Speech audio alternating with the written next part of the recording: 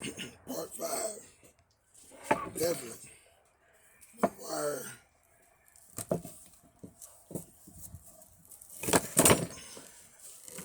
Metal frame. Lampshade. Definitely for the lampshade. Going into the metal. This is particular detail. Getting the screw out of here and screws that. Releases the actual aluminum screw as well. You can think about this, the tassel. Most of these tassels used to be all made of brass. Straight brass, and this is probably going to be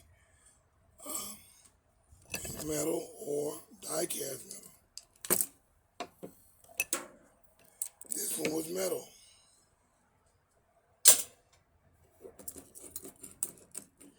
And when you want to pull this, you want to pull it up, then cut.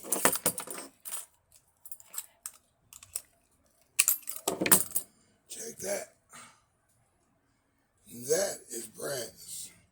Because so many hands will be touching that. And we're talking about, stuff that's going to give you more longevity on sanitization. Stuff that's going to rub off. Anyway, that's brass. Okay, you're ending your cord after you've opened this particular part.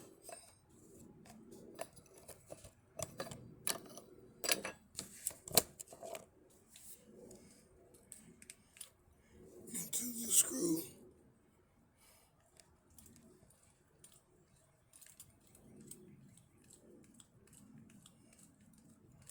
Thus the unloosening is that.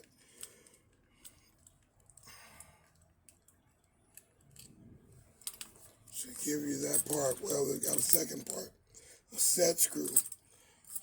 A set screw right there. Prohibiting you from turning it. Okay, now that's out. Now I can twist.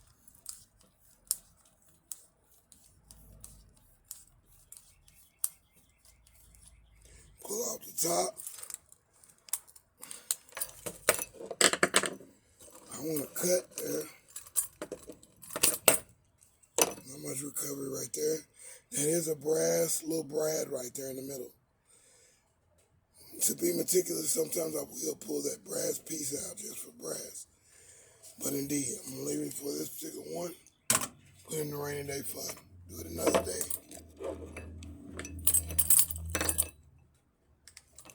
Same thing on the other side. That brad and that particular inside there.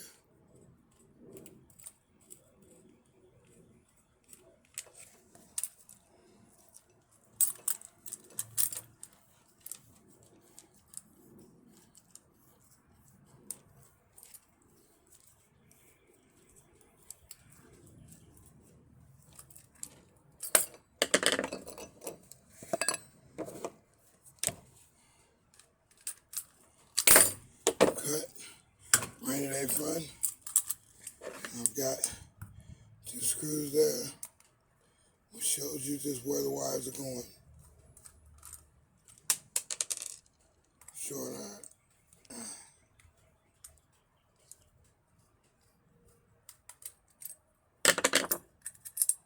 Short iron there. That's iron. So you see inside, we got the wire nuts. Take them wire nuts off. We can reuse those in another application. I'm going to cut the part that's already threaded, and I'll count that as copper. Just that little piece right there. There's no insulation on it. Then I want to bring my wire through. It's coming through the channel there. Bring it on through.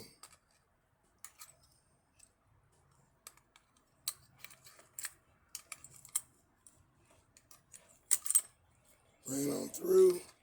Bring it on through the chassis.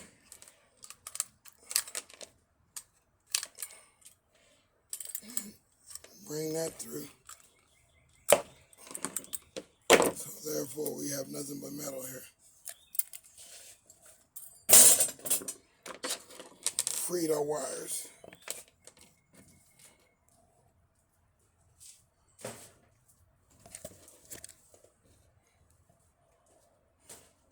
Okay, and the last but not least, this guy.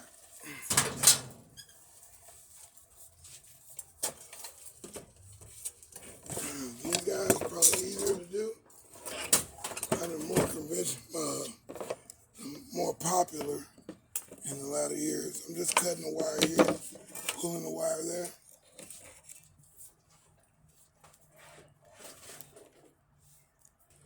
Bundling it up, cutting the lead for the rainy day fun.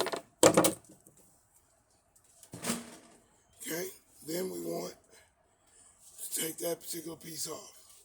This particular nut right here. This is already loose, so I'm just going to swing it. Should have my gloves on right now, but hey, we're going to do this last piece.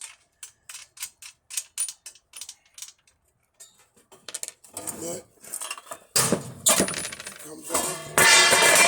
This is like some cement type or clay type situation. Get the other pieces off. We'll test them with the magnet. That is metal. Clean piece of metal. Clean piece of metal. Screw out the rod here. It's not a full long rod. It's definitely short iron. Then we'll twist the middle part. Twist in the middle part to get the aluminum, which is die-cast aluminum, which gives you a little bit of bendability, so it wouldn't bend or snap as soon as it falls or somebody's moving it. Screwing that out, and that is die-cast aluminum. Putting it in our own bucket. Screwing the top out.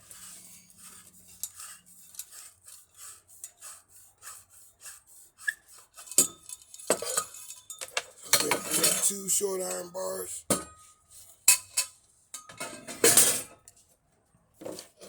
Got wire right here to be cut.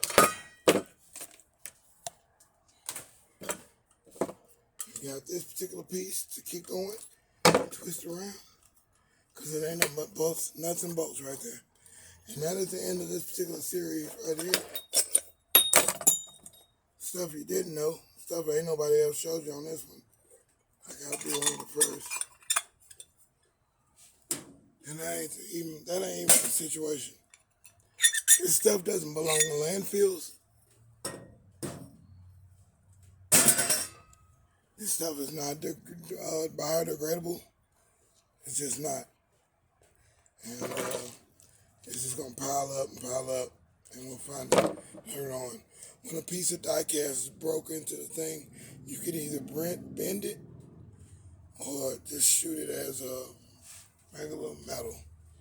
In this case, we're gonna do regular metal. Of course, that's iron. The top part of that particular piece is probably brass.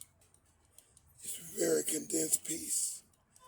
Gotta be flame retardant. Brass. And we'll have to go in just a moment. So that is the conclusion